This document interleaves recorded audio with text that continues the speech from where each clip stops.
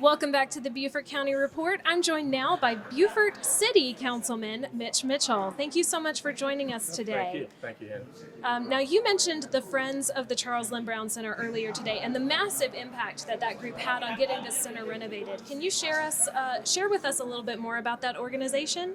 Yeah, so the Friends of the Charles Lynn Brown Center actually evolved out of the Charles Lynn Brown Task Force.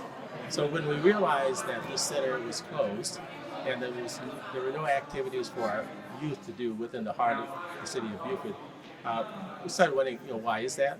And I basically started talking to some friends, asking a few questions, and we formed, for lack of a better word, a task force. Maybe it didn't meet the true definition of a task force, but we wanted to have a name so that when people refer to us, we would know who they're talking about. So that task force met, we had a number of meetings, and then we evolved to the point where things were happening in the center. And then other organizations, for example, neighborhood associations, other friends started coming into the fold. And we kind of evolved out of being a task force. Once we had done the survey, and the survey was shared with the county, we kind of saw that task force work was kind of done, but the evolution of what needed to be done at the center was not done. And we wanted to be more inclusive.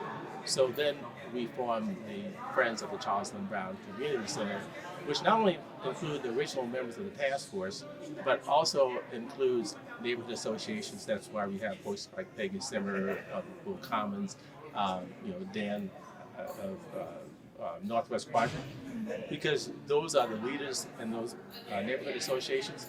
This center is located within the heart of the Northwest Quadrant and the Old Commons, and we wanted their inputs as to what's best for their community and what's best for the center. It sounds like it's been a long road to get here. I look back, I think we really started to put some organization around early 21, but it seems like just yesterday. But most of the progress has been made, I'd say, within the last year. Oh, wow. Yeah, within the last year. And it's just, thanks to the leadership that exists at the county now. We've been asking for these things for some time. It's just took a willing, ear to hear what we were asking, a receptive ear to hear what we were asking. And now we have that. So we see it now as a partnership of the citizens of the city of Beaufort, the city council persons and men of Beaufort, and county council and county administrator and all of the staff. Wonderful. Well, speaking of all of the progress, can you share a little bit with us about the transformation that's happened to the Charles Lynn Brown Center? Oh yeah, well definitely. Wow, the whole building is transformed.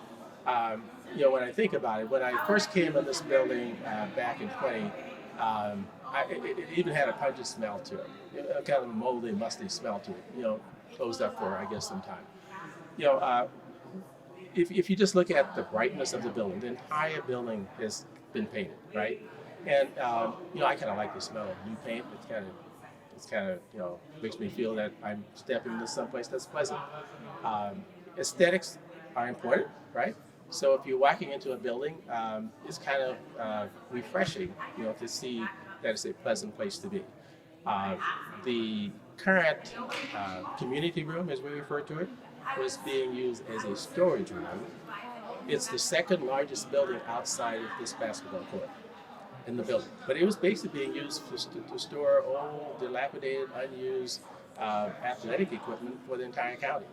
That's all been transformed into a beautiful community center room with a beautiful renovated new kitchen. It's not just renovated, it's brand new. The other kitchen is renovated, but this one is brand new. So right now, because of that, Northwest Quadrants have their monthly meetings there. I've attended 2 of them, and it's a beautiful facility. The weight room before was part of the classroom when Bridges Academy were here. They had divided the weight room. It has brand new equipment in it. I mean, you can go in there and probably make as many muscles as you want. Maybe you, not me. But we also have, just to our right, folks maybe can't see it from our position, but is what we refer to as the cardio room. And that floor, which I'm looking right at now, it's the reason I wasn't looking at you, but I was ready to say, why don't we rip that whole floor out? but folks who understand that stuff better than me said, no, we can make this beautiful. I think of this building as, we're a very historic city, right? Because it's old doesn't mean it can't be nice. I mean, that's part of the attraction of Beaufort. I entertained briefly the thought of, well, why don't we just rip this building down, start anew, then we could have a Burton Wells. And then I started learning from folks who grew up here, folks like Christopher Thompson, folks like Teresa Roberts, the significance of this building. It's just not a building. I think one of the ladies asked, why don't we have a beautiful or larger lobby area like Burton Wells? Well, that would require changing the character of the building. And character means something to folks who have been here and lived their lives here. So the playground, for example, totally new. All that equipment out there is new. The ground has material in it now that will drain. So when the young folks come and play, they're not walking in muck and mud, right? So those are some of the examples, but things to come. Eric mentioned this in his comments today, but the work is not done. The bleachers, for example, the floor here, protection, an overhang leading from the building to the streets, so when it's raining and elderly folks are trying to get into the building, they don't have to walk.